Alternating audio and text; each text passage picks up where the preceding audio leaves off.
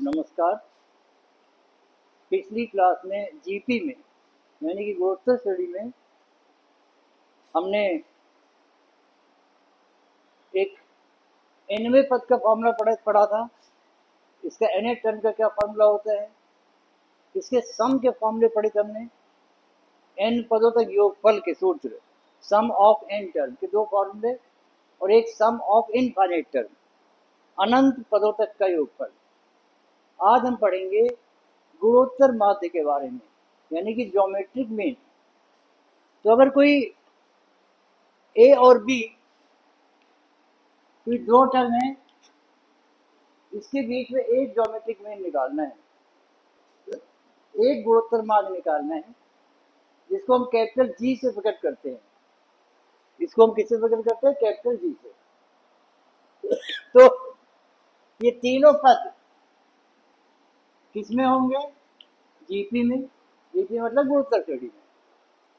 इसकी मैंने main property क्या बताई थी कि इनके रेशियो जो है वो बराबर होते हैं, अनुपात बराबर होता है। यानी कि कैपिटल जी अपान स्मॉल ए बराबर पी अपान कैपिटल जी, दूसरा बटे पहला बराबर तीसरा बटे दूसरा। ये मेन प्रॉपर्टी यही होती है जीपी की। क्रॉस मल्टीप्लाई करो, जी इंटू जी, जी स्क्वायर बराबर ए इंटू बी मतलब ए बी। तो जी की वैल्यू हो गई root A B, under root A B.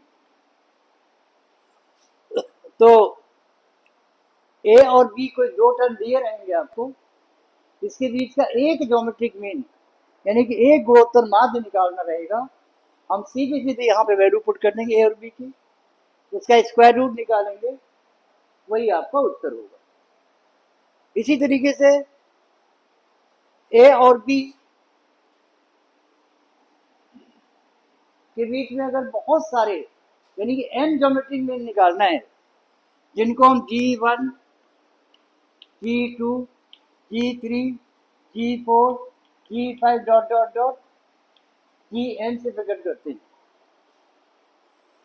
कितने सारे निकालने? n ज्योमेट्रिक मीन, 2, 4, 6 आज जितने ही बोले उतने।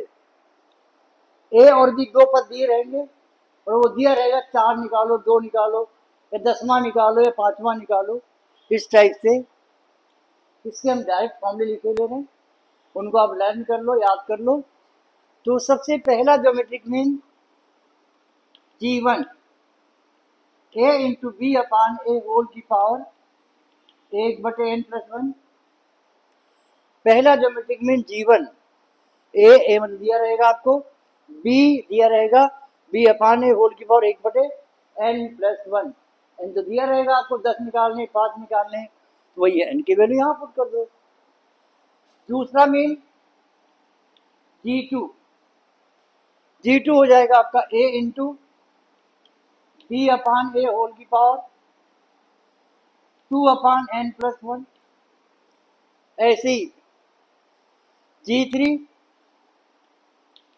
ए इंटू बी अपान ए होल की पावर 3/n+1।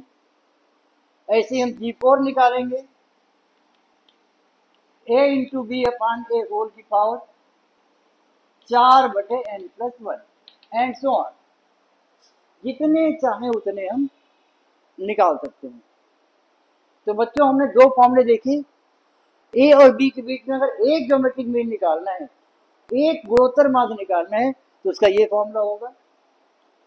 ए और बी के बीच में बहुत सारे यानी कि n ज्योमेट्रिक मीन निकालना है आपको, n गुणोत्तर माध्य निकालना है, जिनको हम G1, G2, G3, G4 dot dot dot dot dot Gn से प्रकट करते हैं।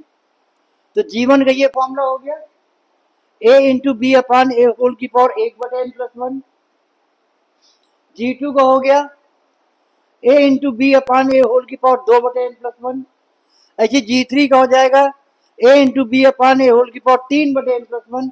ऐसे G4 का ए इंटू बी अपान ए होल की पावर 4/n+1। बस यहाँ पे 1, 2, 3, 4 ये चेंज होगा, बाकी कुछ नहीं। इसकी एक बड़ी इंपॉर्टेंट प्रॉपर्टी होती है, ये सब जो सभी एपी में भी हमने बताया था आपको, वैसे जीपी में देख लो।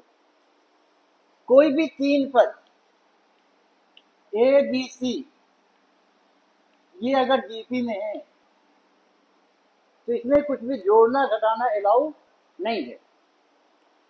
यानी कि ए प्लस कुछ भी जोड़े, अगर ए प्लस के, बी प्लस के और सी प्लस के, ए बी सी ये तो है जीपी में, लेकिन इनमें कुछ जोड़ दे, अगर हम के जोड़ दें या लैम्डा जोड़ दें, 2 4 6 8 कोई भी जोड़ दें, तो ये कभी भी जीपी में नहीं होंगे, ये जीपी में नहीं होंगे।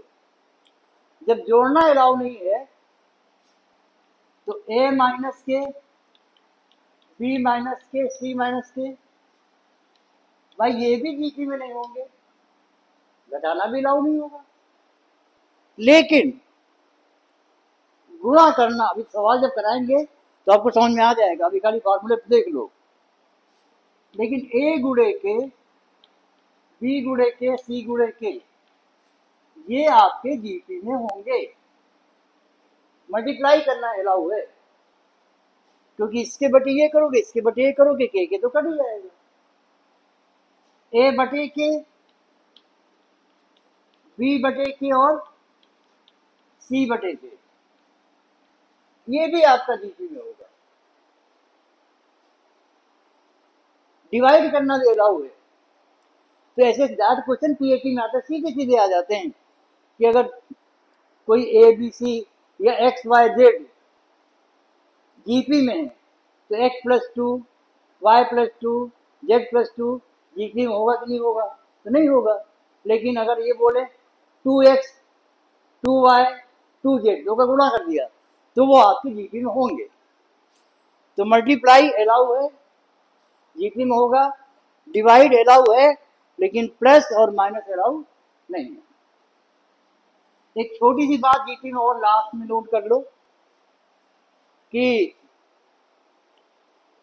गुणोत्तर श्रेणी में अगर कभी 3 पद हमको मानने हो, 3 टर्म्स, जैसे एपी में हमने बोले थे, वैसे जीपी में तो हम ए बटे आर, ए और ए आर ये मानते हैं। भाई इसके बटे ये करोगे तो आर आएगा, इसके बटे ये करोगे तो भी आर आएगा, यानी जीपी में है। अगर कभी हमको 4 मानने हो जाए तो 4 पर हम कौन कौन से मानते हैं? ए बटे आर क्यूब, ए बटे आर, ए आर आर और ए आर क्यूब, ये 4 पद मानेंगे हम। इसके बटे ये करके देखो आर स्क्वायर आएगा, इसके बटे ये करके देखो आर स्क्वायर आएगा, और इसके बटे ये करके देखो आर स्क्वायर आएगा। यानी कि ये भी भाई रेशियो बराबर है तो जीपी में, सीधी सी बात है।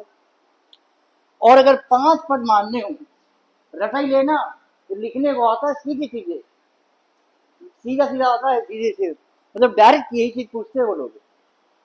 और अगर 5 पद मानने हो, ये मानते हैं A upon R square, A upon R, A R R और ए आर स्क्वायर।